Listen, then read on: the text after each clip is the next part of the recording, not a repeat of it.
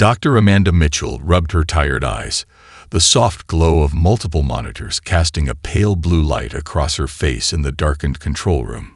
The Atacama Large Array had been picking up unusual signals all week, but tonight was different. She took another sip of her now cold coffee, grimacing at the taste as she leaned forward to examine the latest data streams. Dr. Mitchell, her assistant, James Cooper, burst through the door, his tablet computer clutched tightly in his trembling hands. "You need to see this. The readings are off the charts." Amanda was already seeing it. The energy signatures were unlike anything recorded in human history. Massive, organized, and definitely artificial. Her coffee cup clattered to the floor, forgotten, as she began rapidly typing commands into the main terminal. "Get me Director Reynolds at NASA now," she ordered, her voice steady despite the adrenaline coursing through her veins. "And contact the European Space Agency. They need to confirm these readings with their Antarctic array." Within hours, every major observatory on Earth was focused on a single point at the edge of the solar system. The Hubble Space Telescope was hastily redirected, its powerful lens capturing the first images of what would change humanity forever. "My God," Amanda whispered, staring at the first high-resolution photographs appearing on her screen. The images showed thousands of crystalline ships, each one massive beyond comprehension, arranged in perfect geometric formations that seemed to defy the laws of physics. Their hulls gleamed with an inner light that pulsed in synchronized patterns, like a vast cosmic heartbeat. The vessels were clearly designed to impress as much as intimidate. Each ship was a masterpiece of engineering, their crystalline structures refracting starlight in ways that created mesmerizing rainbow patterns across the void of space. The formation itself was a work of art, a three-dimensional geometric pattern so complex it would take Earth's most powerful supercomputers weeks to fully analyze. At the center of the fleet sat a vessel that dwarfed all others. Its surface was adorned with what appeared to be living metal, flowing and shifting in patterns that seemed almost organic. This was clearly the flagship, and its presence alone was enough to make humanity's most powerful warships look like children's toys in comparison. "We're receiving a signal," James announced, his voice cracking. "It's being broadcast on all frequencies, even ones we didn't know existed." The message was clear and terrifying in its simplicity. "Your world has been chosen. The Zixtarian Empire claims this system. Prepare for inspection by His Supreme Majesty, King Vexthor, sovereign of the 10,000 worlds." Amanda's phone began ringing, the first of what would become an endless stream of calls from military officials, government agencies, and scientific institutions worldwide. But she couldn't tear her eyes away from the display showing the fleet's approach vector. According to their calculations, the massive armada would reach Earth orbit in exactly 48 hours. "They're not even trying to hide their movements," she muttered, analyzing the data. "They want us to see them coming." The arrogance of it was staggering. This was not a sneak attack or a subtle invasion. It was a show of force by an empire so confident in its superiority that it saw no need for deception. They were broadcasting their presence across every conceivable spectrum, their ships arranged in formations that prioritized aesthetic beauty over tactical advantage. As dawn broke over the Atacama Desert, Amanda stepped outside her research facility and looked up at the sky. Somewhere up there, humanity's greatest challenge was approaching. But as she watched the sun rise over the mountains, a thought struck her, one that would soon prove prophetic. "They're too perfect," she said to herself, her scientific mind already beginning to spot patterns and possibilities. "Nothing in nature is that perfect. And perfection has its own weaknesses." Little did the approaching Zixtarian fleet know, but their first mistake had already been made. They had revealed themselves to a species that had spent its entire history finding ways to overcome superior forces. Humanity was about to teach them a lesson about the dangers of underestimating a supposedly primitive world. Super Bowl Sunday had always been a celebration of human achievement and competition, but no one in MetLife Stadium was watching the game anymore. The massive screens that usually displayed scores and instant replays now showed something far more terrifying. The towering holographic image of an alien being adorned in armor that seemed to ripple like liquid metal. Captain Jack Reynolds leaned forward in his chair at the Pentagon's Strategic Command Center, his eyes fixed on the tactical displays showing the alien fleet's position. 20 years of military service hadn't prepared him for this moment. The crystalline ships had taken up positions around Earth's orbit with precision that made the best human formations look clumsy by comparison. "My subjects," King Vex Thor's voice boomed across every television, radio, and electronic device on Earth, automatically translating into local languages. "Your world has been chosen for integration into the greatest empire the galaxy has ever known." The alien monarch's appearance was both regal and unsettling. His skin had a metallic sheen, and multiple sets of eyes blinked in an asymmetric pattern across his elongated face. The living metal armor that encased his form shifted constantly, forming and reforming intricate patterns that seemed to hypnotize viewers. "You have 48 of your Earth hours to surrender control to this Ixtarian empire," he continued, his tone carrying the casual indifference of someone who had performed this ritual thousands of times before. "Resist, and you will be eliminated. Submit, and you will be granted the privilege of serving as productive members of our perfect society." But Captain Reynolds wasn't watching the alien king's face. His attention was fixed on something in the background of the transmission, a tactical display showing the fleet's formation. 20 years of studying military strategy had taught him to look for patterns, and something about this one seemed oddly familiar. "Lieutenant Parker," he called out to the young officer manning the communication station. "Are you seeing this? The way their ships are arranged?" Emily Parker nodded, her fingers flying across her keyboard. "It's like a three-dimensional version of ancient naval warfare formations, sir. They're positioning themselves exactly how British ships lined up during the Battle of Trafalgar.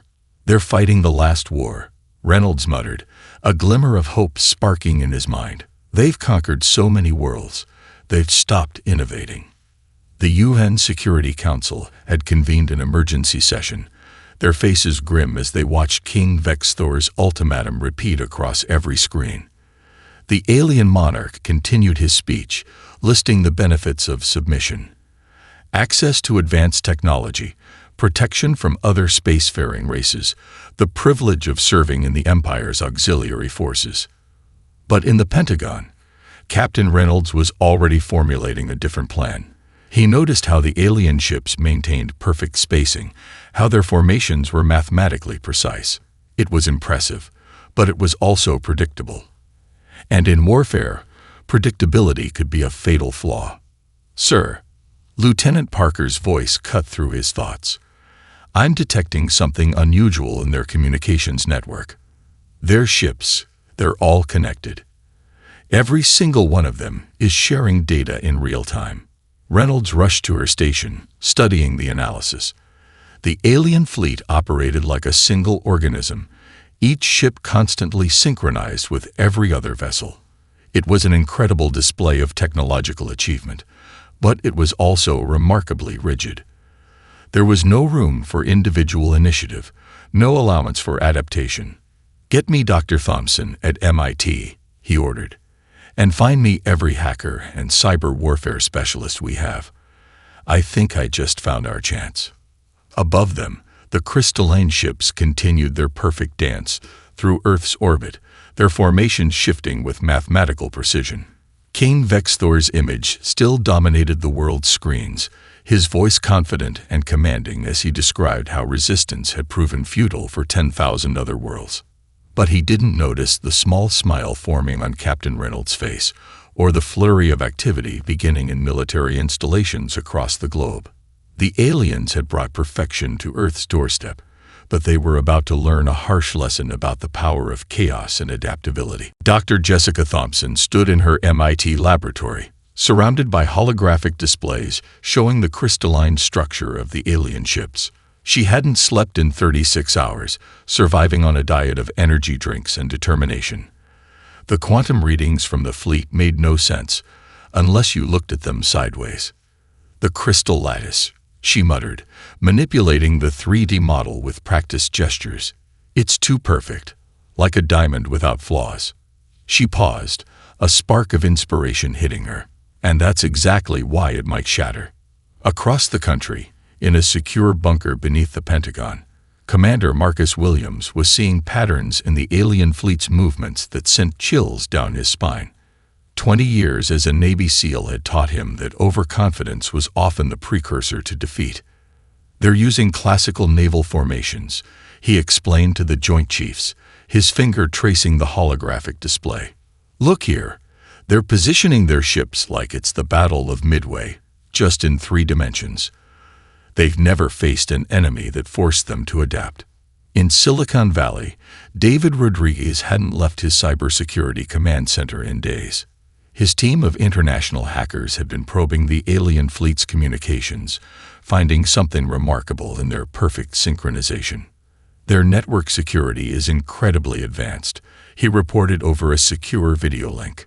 "But it's based on mathematical principles we already understand. They never developed our kind of cybersecurity because they never had our kind of cyber warfare." The 3 specialists were quickly brought together in a secure virtual conference, their discoveries painting a picture that seemed almost too good to be true. Dr. Thompson's quantum analysis showed that the ship's crystalline structure, while incredibly strong, could be vulnerable to specific resonance frequencies. Commander Williams' tactical insights revealed patterns that could be exploited. Rodriguez's cyber analysis suggested their network might be susceptible to human-style viruses. "Their technology is like a perfect crystal," Dr. Thompson explained, her excitement barely contained. "But in nature, perfect crystals are rare for a reason. They're brittle. They break along predictable lines." Commander Williams nodded, understanding immediately. "And their tactics are the same way. Perfect, predictable, and inflexible. They've never needed to adapt because they've never faced a serious challenge." "Their network architecture follows the same pattern," Rodriguez added. "It's incredibly sophisticated, but it assumes all attacks will follow their logical, predictable methods. They've never encountered anything like our chaotic, brute force hacking attempts." The implications were staggering. The Zixtarian fleet's greatest strengths, its perfect crystalline technology, its precise tactical formations, its synchronized network, might also be its greatest weaknesses. But exploiting these weaknesses would require something the aliens clearly didn't expect: global cooperation. Within hours, a massive coordination effort began. Dr. Thompson's quantum resonance calculations were shared with military installations worldwide. Commander Williams began working with international naval forces to coordinate an unprecedented asymmetric response. Rodriguez's team of hackers grew as experts from Russia, China, Israel, and dozens of other nations joined the effort. "We need to move fast," Dr. Thompson warned, watching the countdown to the aliens' deadline tick away. "Once they realize what we're planning." "They won't," Commander Williams interrupted. "Look at their behavior. They're so convinced of their superiority, they're not even monitoring our communications properly. They expect surrender, not resistance." Rodriguez grinned, his fingers flying across his keyboard as he coordinated with hackers worldwide. "They're about to learn that humanity's greatest strength isn't our technology or our military might. It's our ability to adapt, to think creatively, to work together when everything is on the line." As the 3 specialists worked, similar scenes played out across the globe. Ancient rivalries were set aside. Scientific knowledge was freely shared. Military resources were pooled. Humanity, faced with extinction, was finally uniting. Not in surrender, but in defiance. The Zixtarians had given Earth 48 hours to submit. Instead, they had given humanity just enough time to prepare a welcome they would never forget. Lieutenant Emily Parker sat in the dimly lit Cyber Warfare Center, surrounded by screens displaying lines of code that would have looked like gibberish to the aliens above. Her team of international hackers had been working nonstop, fueled by energy drinks and the desperate knowledge that Earth's survival might depend on their success. "Look at this," she called out, pointing to a pattern in the alien fleet's network traffic. Their encryption is incredibly advanced, but it's predictable, like they never considered someone might try to brute force their way in. The Zixtarians' communication network was a marvel of engineering. Each ship connected to every other vessel in real time, sharing data with perfect efficiency. But they had never encountered a species that developed digital warfare before achieving faster-than-light travel. They had never needed to defend against computer viruses, denial-of-service attacks, or the countless other digital weapons humanity had created in its centuries of electronic warfare. They're broadcasting their command protocols in the clear, a Russian hacker named Mikhail noted, his eyes wide with disbelief. They're so confident in their encryption that they've never considered someone might attack the protocol itself, rather than trying to break the code. In the Pentagon's war room, Captain Reynolds watched as Lieutenant Parker's team made breakthrough after breakthrough. The aliens' perfect network was starting to look less like an impenetrable fortress and more like a house of cards. Magnificent, but vulnerable to the slightest disruption. Their entire fleet operates like a single organism, Parker explained during the emergency briefing. Every ship depends on constant communication with every other ship. If we can disrupt that communication, even for a few seconds, the whole formation could collapse. Reynolds finished, a plan forming in his mind. How long would it take to develop a virus that could exploit this weakness? Parker's response was interrupted by Dr. Thompson, who had been quietly running simulations on her quantum computers at MIT. We might not need to break their encryption at all, she said, her voice excited over the video link. Their crystalline hull structure resonates at specific frequencies. If we could match those frequencies with our own transmissions, we could potentially create interference patterns in their communication network, Rodriguez chimed in from Silicon Valley. Like using noise to disrupt a radio signal, but at a quantum level. The implications were staggering. The aliens' technological superiority, which they had flaunted so confidently, might prove to be their undoing. Their perfect, crystalline ships had never been tested against the chaotic, adaptive nature of human warfare. Commander Williams, listening from the Naval Command Center, began coordinating with submarine commanders worldwide. If we can position our subs at these specific points, he said, marking locations on a global map, we can create a three-dimensional grid of disruption. Their ships will essentially be flying blind. The plan was audacious, combining human ingenuity across multiple fields. Parker's team would launch a cyber attack unlike anything seen before, not trying to break the aliens' encryption, but exploiting the very nature of their network protocols.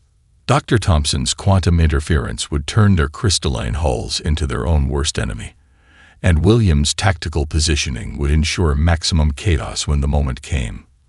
They've never faced anything like this, Parker said, her fingers flying across her keyboard as she worked on the virus. They've conquered 10,000 worlds, but they've never encountered a species that thinks like we do. They expect us to either surrender or try to match their technology directly. Reynolds nodded, watching the alien fleet continue its perfect parade above Earth. Kane Vexthor's ships gleamed in the sunlight, their formations maintaining geometric precision that would have been impossible for human vessels. But in that perfection lay their vulnerability. Humanity's greatest strength has always been our ability to improvise, he said, looking at the assembled team of experts from around the world. We've spent our entire history finding ways to defeat superior forces. Now we're going to teach these aliens why perfection isn't always an advantage. The countdown to their deadline continued to tick away, but now there was hope in the air. Above them, the Zixtarian fleet maintained its flawless formation, unaware that their greatest victory was about to become their most devastating defeat. Colonel James "Mad Dog" Harrison stood in the underground command center, studying the holographic display of Earth and the surrounding alien fleet. The facility, hidden beneath the Nevada desert, had become humanity's last hope. Dozens of screens showed military assets moving into position worldwide, each piece of a desperate plan coming together. "Status report," he barked, his voice carrying across the bustling command floor. Nuclear submarines are in position in the Pacific and Atlantic, a naval officer responded. Chinese and Russian subs are covering the Indian Ocean. All vessels report ready for synchronized electromagnetic pulse deployment.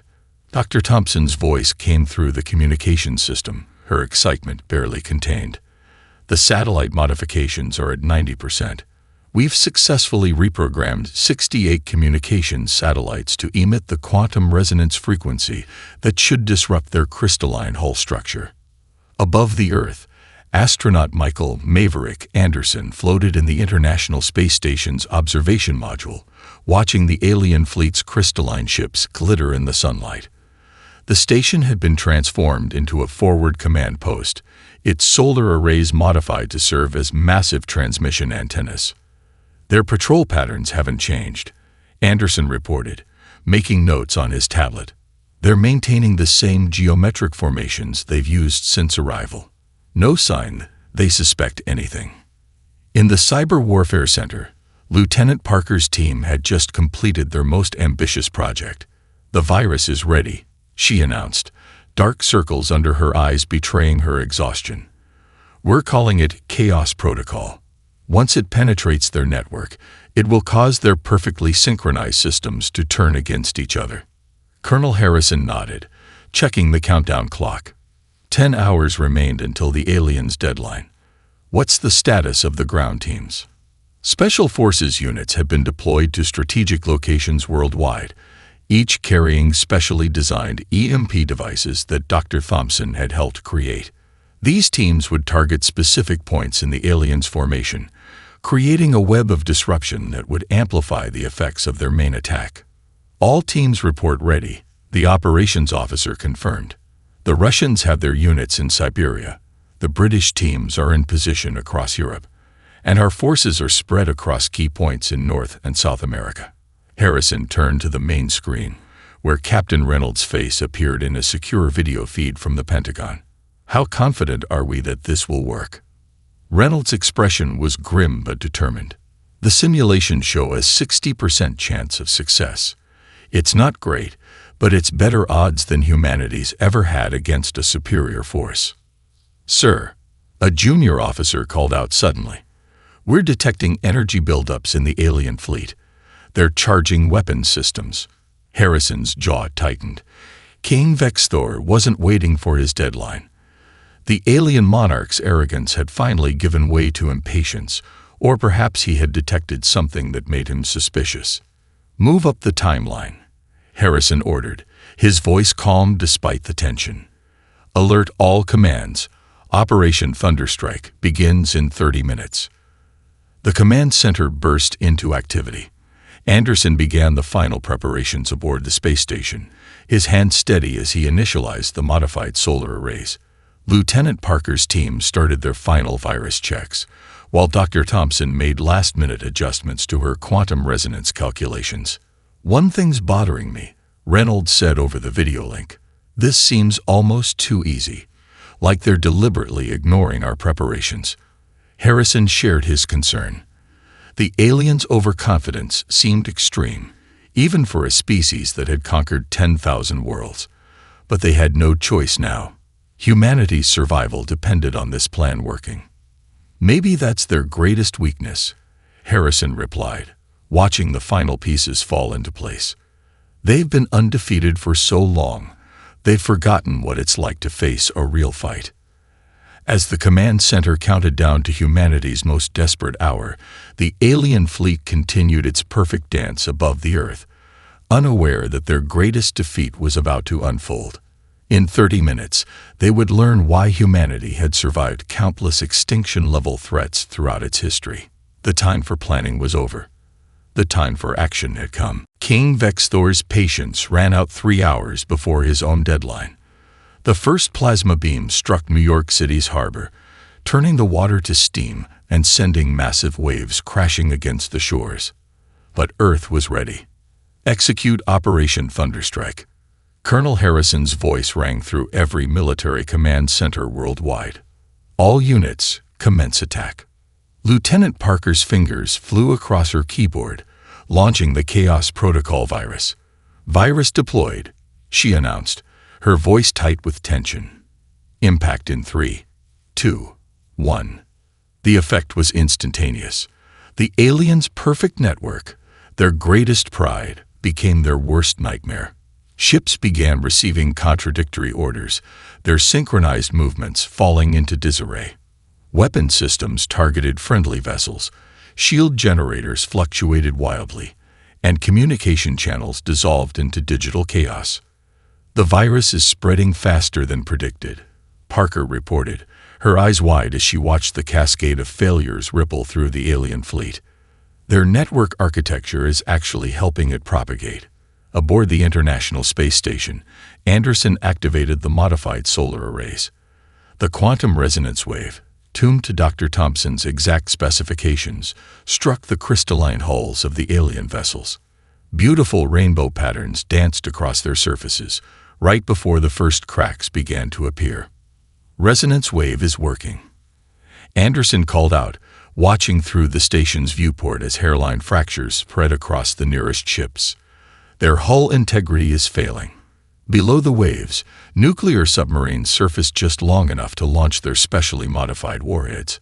These weren't aimed at the alien ships directly. Instead, they detonated at precise coordinates Dr. Thompson had calculated, creating a three-dimensional grid of electromagnetic pulses that trapped the alien fleet in a web of destructive energy. "EMP grid is active," the submarine commander reported, detecting massive power fluctuations in enemy vessels. The aliens' response was chaos. Their perfect formations, maintained for 10,000 years of conquest, shattered. Ships collided as their navigation systems failed, their crystalline hulls splintering on impact. Others fired wildly, their weapons controlled by Parker's virus, creating spectacular light shows as energy beams cut through their own fleet. King Vexthor's holographic image appeared worldwide again, but this time his regal composure was gone. "What is this madness?" he demanded, his multiple eyes blinking in confusion. "Your primitive technology cannot." His transmission cut off as Anderson triggered another resonance pulse from the space station. The alien flagship's crystalline communication arrays shattered, raining glittering shards into Earth's atmosphere. "Sir," Lieutenant Parker called out, "they're trying to adapt their network protocols, but the virus is mutating faster than they can respond. They've never seen anything like this." In the command center, Colonel Harrison watched the tactical display with grim satisfaction. The alien fleet's perfect geometric patterns had dissolved into chaos. Their ships, designed to fight as one unified force, were now fighting themselves. "Second wave, execute," he ordered. Special Forces teams around the globe activated their ground-based EMP devices, adding to the electromagnetic storm already raging in orbit. The combined effect was devastating. Alien ships began falling from the sky, their power systems overloaded, their perfect crystalline hulls fracturing under the assault. "They're retreating," Anderson reported from the space station. "Multiple ships attempting to break orbit, but their navigation systems are compromised. They're colliding with each other." The view from Earth was spectacular and terrifying. The alien fleet, which had arrived in such perfect formation, was now a tumbling mass of broken crystal and twisted metal. Emergency escape pods launched in all directions, many breaking apart as they hit the quantum resonance waves, still pulsing from Earth's modified satellites. King Vexthor's flagship, its once pristine hull now covered in spreading cracks, attempted to coordinate a counterattack. But the Chaos Protocol virus had thoroughly infected their network. Instead of firing on Earth, the massive vessel's weapons turned on its own fleet, destroying dozens of ships before its crystal core finally shattered. Commander Marcus Williams stood on the bridge of the U.S. Defender, the first of Earth's hastily retrofitted spacecraft.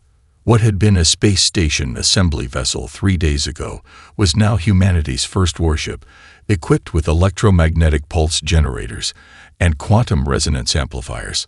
"All crews, prepare for combat ascent," he ordered, his voice steady despite the crushing forces as the ship rocketed toward the disorganized alien fleet. "Remember your training. Hit and fade. Don't give them a stable target." Around the world, similar vessels launched into the chaos above. Chinese space planes, Russian orbital fighters, and European satellite maintenance vehicles all converted for combat in the desperate hours before the battle. They were primitive compared to the alien ships, but they had one crucial advantage. Their pilots knew how to fight dirty. Targeting systems online, his weapons officer reported. Reading multiple hull breaches in the nearest enemy vessels. Their shields are fluctuating wildly. Lieutenant Parker's virus continued to wreak havoc through the alien fleet's network. Ships that had never needed independent targeting systems found themselves unable to track the smaller, faster human vessels darting between them. The Sixtarians' perfect formation had devolved into a three-dimensional traffic jam. "Echo Squad, follow me in," Williams commanded, guiding his ship through a debris field of crystalline shards. "Target their communication arrays. Let's make sure they stay blind and deaf." The human ships moved like mosquitoes among giants, their attacks precisely targeted at the weak points Dr. Thompson had identified. Each strike sent cascading cracks through the aliens' crystalline hulls, turning their beautiful ships into deadly shrapnel hazards. From the International Space Station, Anderson coordinated the orbital battle. "Their flagship is trying to reorganize the fleet," he reported. "But half their ships can't distinguish friend from foe anymore. They're shooting at everything that moves." The space around Earth had become a graveyard of broken crystal and twisted metal. The Sixtarians' perfect weapons, designed for grand fleet actions, proved nearly useless against small, agile targets. Their ships, optimized for synchronized combat, couldn't adapt to fighting alone. Multiple enemy vessels attempting emergency jumps to faster-than-light speed, Parker reported from her command center. But the virus has corrupted their navigation systems. There? Oh my God. Everyone watched in horror and awe as three massive alien ships attempted to jump simultaneously. Their corrupted systems activated at slightly different frequencies, causing a spectacular collision that lit up the sky like a new sun. The resulting explosion sent crystalline shrapnel in all directions, damaging even more of their fleet. King Vexthor's voice crackled across the emergency channels, no longer smooth and confident. "Fall back. All ships, disengage and..." His transmission cut off in a burst of static as another resonance wave shattered his ship's remaining communication arrays. "They're breaking formation completely," Williams observed, watching the tactical display.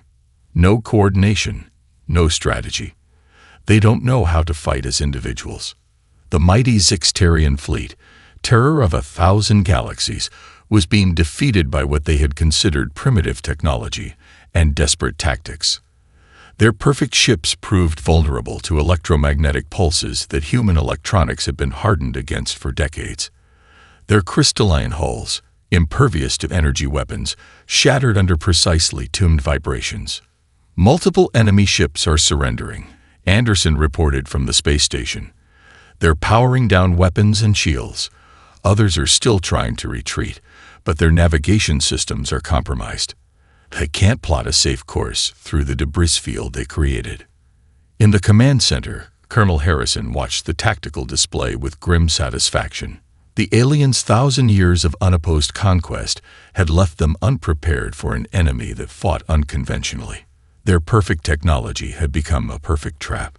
"Sir," Parker called out, her voice filled with disbelief. "We're winning. We're actually winning." The battle wasn't over, but the outcome was no longer in doubt. Humanity had proven that determination, adaptability, and the willingness to fight dirty could overcome even the most advanced technology. Above them, Earth's sky was filled with the glittering remains of the galaxy's most powerful fleet, a testament to the danger of underestimating a supposedly primitive world. Captain Jack Reynolds knew something was wrong the moment he saw King Vexthor's flagship charging its main weapon. The massive crystalline vessel's hull was cracking. Its systems were failing, but the energy readings were off the charts. "They're going to try to take Earth with them," he announced over the global command channel. "That's a planet-killer weapon charging up." From his position in the experimental spacecraft Starcatcher, Reynolds could see the devastating weapon beginning to glow with an otherworldly light. The flagship's hull was deteriorating, but its core remained intact and powerful enough to destroy everything they had fought to protect. "Can we stop it?" Colonel Harrison's voice crackled through the comm. Dr. Thompson's response was immediate and grim. "The energy readings are beyond anything we've seen. Our resonance weapons can't penetrate that core fast enough. They'll fire before we can crack it." Reynolds looked at the tactical display, then at the photograph of his daughter taped to his console. She was back on Earth, watching the sky with millions of others. He had promised to come home. "I have an idea," he said quietly, "but there's no coming back from this one." Before anyone could stop him, Reynolds engaged the Starcatcher's experimental dry system. The ship, designed to test new propulsion theories, had enough power for one massive burst of speed, enough to turn the vessel itself into a weapon. "Captain, don't," Harrison began, but Reynolds cut the transmission. "Lieutenant Parker," he called out instead, "I need you to do something for me. When I hit that core, I need you to route every bit of power from their network into their weapon system. Make it overload." Parker's voice was thick with emotion. "Aye, sir. It's been an honor." The Starcatcher's engines screamed as Reynolds pushed them beyond their limits. The ship became a streak of light, aimed directly at the flagship's crystal core. Around him, the remains of the alien fleet tried to intercept his approach, but their compromised targeting systems couldn't track his speed. King Vexthor's voice boomed across all frequencies one final time. "If we cannot have this world, we will." The impact was spectacular. The Starcatcher, moving at near relativistic speed, struck the flagship's core precisely as Parker's virus redirected all remaining power from the fleet's network into the weapon system. The resulting explosion lit up Earth's sky brighter than any sunrise. For a moment, everything was silent. Then, through the static of damaged communication systems, Anderson's voice came from the space station. "Direct hit. The flagship's core is breaking apart. All enemy ships in proximity are being destroyed by the chain reaction." The few remaining alien vessels, seeing their king's flagship dissolve into a cloud of glittering crystal shards, began powering down their weapons.